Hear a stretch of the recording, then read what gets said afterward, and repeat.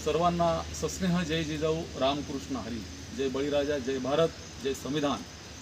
मी हरिभक्तपरायण गंगाधर महाराज कुरुंकर, राष्ट्रीय अध्यक्ष संत नामदेव तुकाराम वारकरी परिषद गणराज्य भारत तथा एक साहित्यिक। माझ्या अभंग, गीत, आरत्या, मंगलाष्टिका, श्लोक, त्याचबरोबर मंत्र, पुष्पांजल्या, प्रसाद, स्तवन, मागण्या, आधुनिक प्रसाधन आणि देशाचे राष्ट्रभक्ती गीतांच्या सारख्या अनेक रचना आहेत।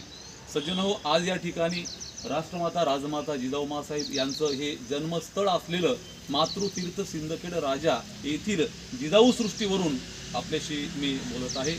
सध्या आपल्या देशामध्ये नव्हे तर विश्वामध्ये सर्वात मोठी पदयात्रा किंवा दिंडी सोहळा जो आहे तो देहू या ठिकाणाहून आणि आळंदी या ठिकाणाहून पंढरपूरच्या श्री विठुरायाच्या दर्शनाला असंख्य लाखोच्या संख्येने माझे वारकरी माऊली चाललेले आहेत, बांधव चाललेले आहेत। त्याच अनेक दिंड्यांमध्ये समता संविधान दिंडी ही संविधान वाचवा, देश वाचवा या उद्देशानं समाजाचं जनजागरण करत चाललेली आहे। प्रथमतः या समता संविधान दिंडीला संत नामदेव तुकाराम वारकरी परिषदेच्या वतीनं आणि तमाम मानवतावादी समतावादी वारकऱ्यांच्या, शिवप्रेमी वारकऱ्यांच्या वतीनं मी हार्दिक शुभेच्छा देतो।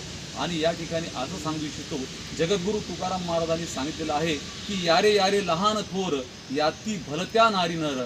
या ठिकाणी म्हणजे कोणीही या आणि तुम्हाला भक्ती करण्याचा अधिकार आहे, पांडुरंगाचं, परमेश्वराचं नाम घेण्याचा अधिकार आहे, कुठल्या कर्मकांडात अडकायची गरज नाही। आणि अज्ञानात अंधारात न राहण्यासाठी जगातलं पहिलं कीर्तन करणारे संत शिरोमणी नामदेव महाराज सांगतात की नाचू कीर्तनाचे रंगी, ज्ञान दीप लावू जगी, असं नामदेव महाराज म्हणतात। जनाबाई सुद्धा म्हणतात की नाम विठोबाचे घ्यावे मग पाऊल टाकावे।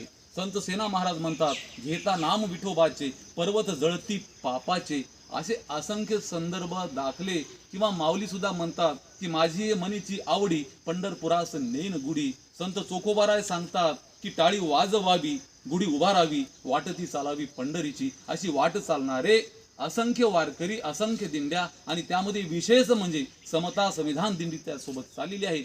त्या समता संविधान दिंडीला आमच्या वतीनं अगदी मनापासून हार्दिक हार्दिक शुभेच्छा। त्यांचं कार्य वाढत राहो आणि आपला भारत हा लोकशाही मार्गानं संविधानावर विश्वास ठेवून चालणारा देश आहे। जगाच्या पाठीवर विश्वामध्ये सर्वोच्च शिखरावरती आपला देश विराजमान हो यासाठी संविधान हे वेगळं नाही, डॉक्टर बाबासाहेब आंबेडकरांनी लिहिलेलं जरी असलं तरी हे संविधान लिहिताना बाबासाहेबांचे आदर्श हे महात्मा ज्योतिराव फुले होते। आणि महात्मा ज्योतिराव फुलेंनी केलेली क्रांती, ही क्रांती करताना त्यांना जी प्रेरणा आणि ऊर्जा होती ती छत्रपती शिवाजी महाराजांची होती। छत्रपती शिवाजी महाराजांना घडवणाऱ्या राष्ट्रमाता जिजाऊ आहेत, स्वराज्य संकल्पक शहाजीराजे भोसले तर आहेतच, पण सर्वात